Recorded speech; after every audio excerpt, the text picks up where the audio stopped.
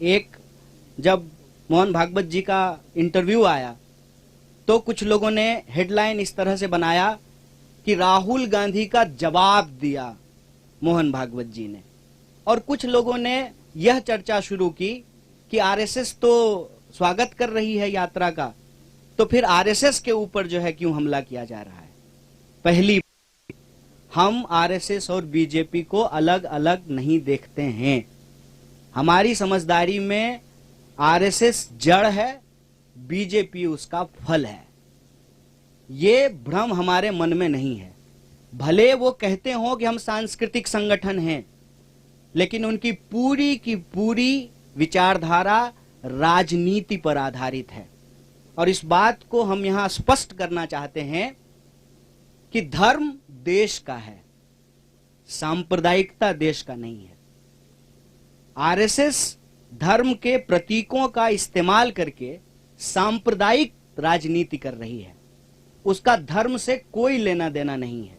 जैसे दही दूध से बनता है, लेकिन दही दूध नहीं होता है।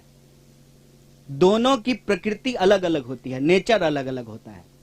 कोई भी धार्मिक व्यक्ति किसी का खून बहाना, किसी को मारना, किसी के ऊपर हमला करना, नफरत फैलाना, इस तरह की चीजों का समर्थन नहीं करता है। धर्म के प्रतीकों का इस्तेमाल करके अगर राजनीति की जाती है, जब राज सत्ता और धर्म को मिलाया जाता है, तो वो धर्म नहीं है, वो राजनीति है। इसीलिए हमारी नजर में आरएसएस सांस्कृतिक संगठन नहीं है। सांस्कृतिक प्रतीकों का इस्तेमाल करती है अपने राजनीतिक लाभ के लिए। जैसे स्वयं उन्होंने कहा कि सनातन धर्म सबसे प्राचीन है, तो सनातन धर्म का डेट जो है वो 1925 से तो नहीं शुरू होता है, वो तो हजारों साल पुराना है। मतलब आरएसएस के बनने से पहले भी धर्म था और आरएसएस के बाद भी धर्म रहेगा। इसका मतलब आरएसएस का धर्म से कोई लेना देना नहीं है। बस वो धर्म के प्रतीकों का इस्तेमाल करते हैं कि उस धर्म में आस्था रखने वाले लोगों का जो राजनीतिक विचार है उसको प्रभावित किया जा सके। जैसे अगर किसी खास पहचान के आधार पर राजनीति होगी तो उस पहचान को रखने वाले जो लोग हैं उनका वोट लेना आसान हो जाएगा। इसीलिए आप लोग आजकल के जो जितने नारे हैं उसको ध्यान से सुनेंगे तो उसमें क्या कहा जाता है, उसमें क्या बोला जाता है और उसमें अक्सर क्या की जाती है। देश का जो बुनियादी सवाल है, रोजी रोटी, कपड़ा, मकान, शिक्षा, स्वास्थ्य, सड़क, बिजली, पानी, उसको भटका दिया जाता है।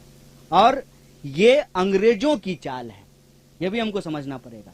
बतौर भारतीय राष्ट्रीय कांग्रेस हमको इस बात का गर्व है कि हम इस देश की आजादी के लिए अंग्रेजों से संघर्ष किए, देश को आजादी मिली, कदम दर कदम बढ़ा करके लड़खड़ाते हुए, संभलते हुए देश हमारा आज इस मुकाम पे आकर के खड़ा हुआ है, जहां उस संविधान के दम पर देश का एक व्यक्ति जो कहते थे कि हम चाय बेचते थे, वो देश के प्रधानमंत्री बन पाए हैं।